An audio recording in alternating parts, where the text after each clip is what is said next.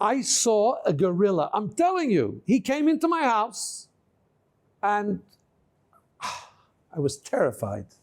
I was standing in my crib.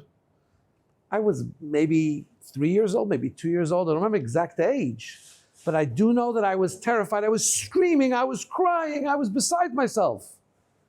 My mother came and I didn't calm down. My father came and he says, I'm going to bring the gorilla into your room and he's going to take off his head and you'll see it's a person. No. As you understand, I got a little older and I understood it was the holiday of Purim. And as the custom on Purim, to get masqueraded, to get dressed up, somebody came to a party that was in my parents' home, a Purim party, and he came dressed up as a gorilla. And I was already in bed for the night, but my bed was situated where I could see people walking by the hallway to the dining room. I saw a gorilla. My dear friends, let's look a little bit into what Purim is all about. Maybe we'll understand why we get dressed up. It took more than a decade for the story of Purim to unfold. Oh yes, we read about it in about 30 minutes in the scroll of Esther. But really, it took 5 years for Esther to become the queen. 5 years later, till the story of Purim unfolded, where Haman wanted to kill the Jews, and Mordechai was placed in a position that he was able to save the life of Ahasuerus, and Esther, the queen, was able to approach Ahasuerus and say that Haman, the diabolical Haman, wanted to kill her. He says, who wants to kill you? Haman, he wants to kill my people. And I'm a Jewess. And when Ahasuerus heard that, he said, well, let's save you. And that's when they allowed for the Jewish people to have self-defense, and there was a battle.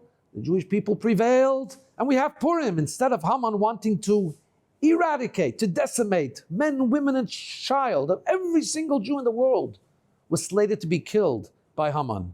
Instead of that, we came out, we emerged unscathed. We emerged with joy, with glory, with jubilance, with prominence. And we're still here to tell the story. And that's why we get so excited about Purim. We rejoice. We have parties. We thank God. Thank God.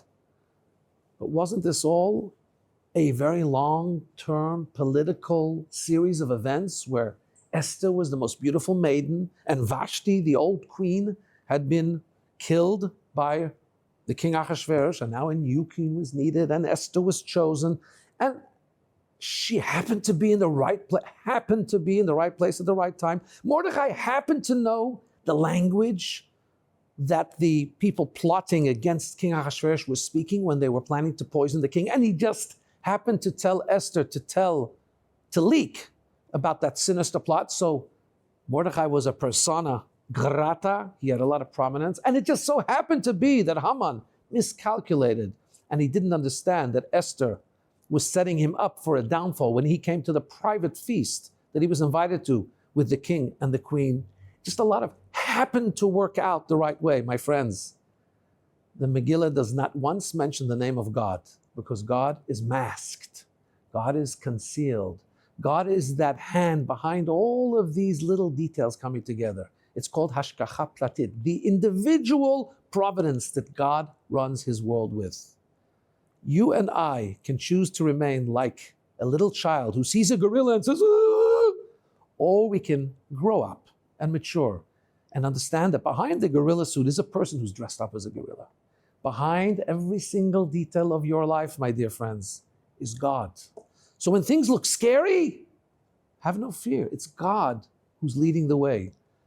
When it looks like somebody is the Savior is God, who's behind the scenes, making every single thing tick, making every single thing happen. Doesn't it behoove you and I to take the message of Purim and to rejoice in the presence of God? And by the way, that's why we get dressed up on Purim, to remind us it's not the way it looks. You can get dressed up as a gorilla, but really you're a person. It may be that life looks like there's all kinds of things going on, but really there's one God who's behind it all. And if you're in God's hands, and we are all in God's hands, that is a reason to rejoice with abandon. Happy Purim.